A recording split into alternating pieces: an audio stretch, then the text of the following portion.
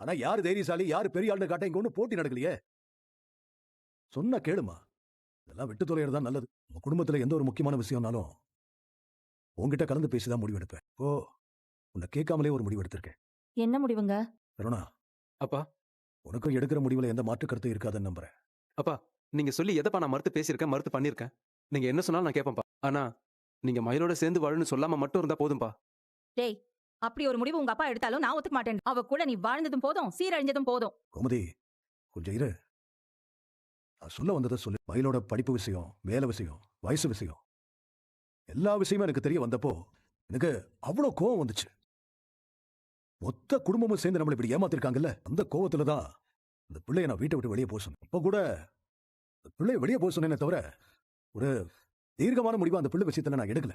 அது இல்லாம சரவணா அந்த பிள்ளைக்கு வக்கீல் நோட்டீஸ் அனுப்புறேன்னு சொன்னப்ப கூட உனக்கு துணையா அப்பா நிப்பேன்னு சொன்னேனே தவிர இப்ப கூட வக்கீல் நோட்டீஸ் எல்லாம் அனுப்புறேன்னு சொல்றானே, இது இப்ப தேவையானதா என் மனசுல ஒரு கேள்வி இருந்துகிட்டே இருந்துச்சு. அதுக்கப்புறம் இந்த பிள்ளையாலேயோ நம்ம குடும்பத்தில் இருக்கிறவங்களாலேயோ இந்த பிள்ளை வாழ்க்கை கெட்டு போயிடக்கூடாதுன்னு தான்.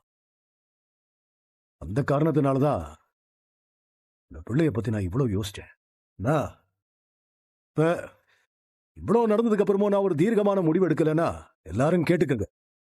இனிமே நம்ம குடும்பத்துக்கும் மயில் குடும்பத்துக்கும் எந்த ஒட்டு உறவும் கிடையாது. நம்ம வீட்லயோ சரவணம் வாழ்க்கையிலயோ மயில் கிடையாது. அந்த குடும்பத்துக்கும் நம்ம குடும்பத்துக்கும் இருந்த எல்லா விஷயமும் முடிஞ்சிருச்சு.